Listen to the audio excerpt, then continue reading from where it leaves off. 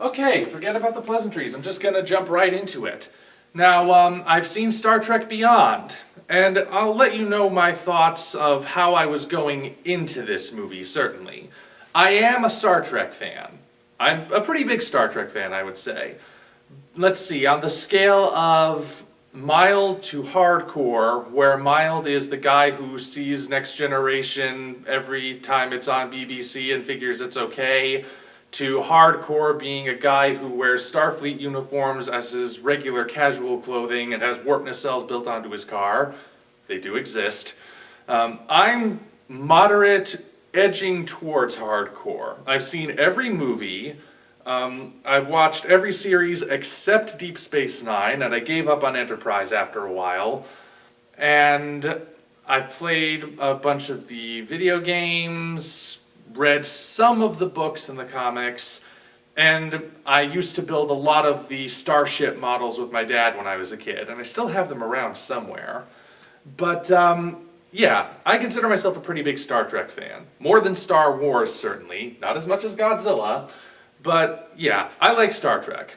As far as the reboot series goes, though, because it's kind of in a different category, I don't think my thoughts will surprise anyone when it comes to the first two movies. The first movie of the reboot series, just plain Star Trek, is a good movie. It's not great, it's got a bunch of problems, from things like having a plot derivative of the first Star Wars movie to the really distracting lens flares. It's not perfect, but as far as reboots go, it's not bad, and it has fun dialogue, the cast has good chemistry. The special effects were really cool. The ship had a nice updated design while still looking classic. It's a good movie. I will stand by it as a good movie. Not amazing, but good. Star Trek Into Darkness, on the other hand, is awful. It's a terrible, terrible remake of The Wrath of Khan that completely missed the point of why people like The Wrath of Khan. And I don't care if I'm spoiling the Khan twist right there, because it's a horribly handled twist, which is why I'm putting twist in air quotes. So screw that movie. It was a complete misstep. So for Star Trek Beyond, how is it? It's great. I would say it is great. It's definitely the best of the reboot movies, and it could quite possibly be one of the better Star Trek movies overall. Might even make some people's top 10, I don't know. But it's definitely a great sci-fi movie. I think the key to that is it feels more like Star Trek because it's a different creative team behind the scenes. I think that's part of what the problem was with the last two reboot movies, why not as many people shined to it. Because it was made by people who, I guess you could say, just don't get Star Trek. The first movie, like I said, completely derivative plot of the first Star Wars movie. I mean, think about it. Giant alien space station / ship that destroys planets. One planet that is significant to one of the main characters gets destroyed. I won't go into too much detail here, but trust me, it's Star Wars, which technically makes it the first time J.J. Abrams remade that movie, and The Force Awakens is the second time he did it. And that's another thing, though. Like I said, the creative team, this movie is not from the guys who wrote the Transformers movies, which they're partly to blame too. It's not just Michael Bay.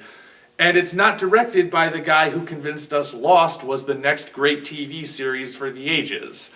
This is completely different, and it's made by people who understand it.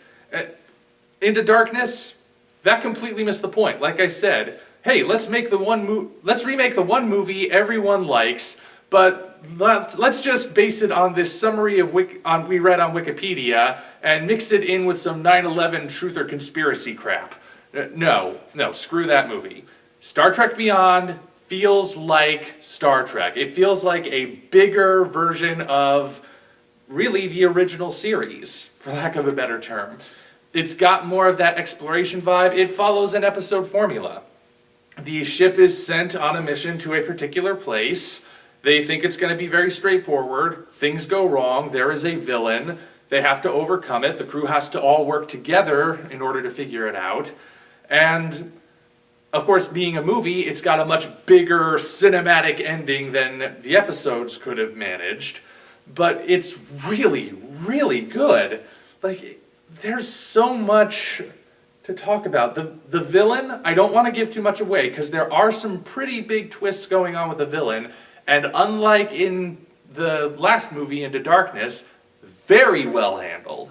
It is incredible, actually, how much better they handle it here.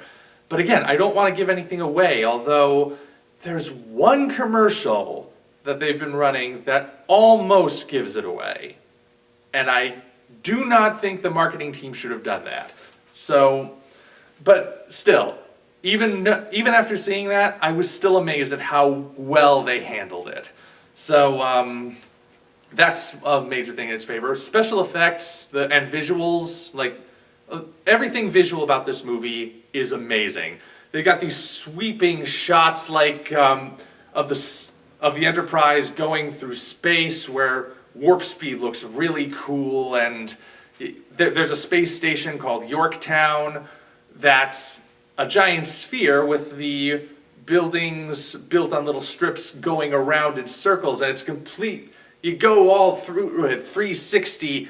I know I'm sounding like I'm just going crazy over this movie, but the movie is just that good.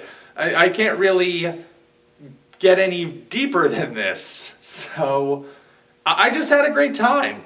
It was a fun movie. You should see it. I want more science fiction movies like this. It's fun, it's respectful of the source material, but still its own thing. Just go see Star Trek Beyond.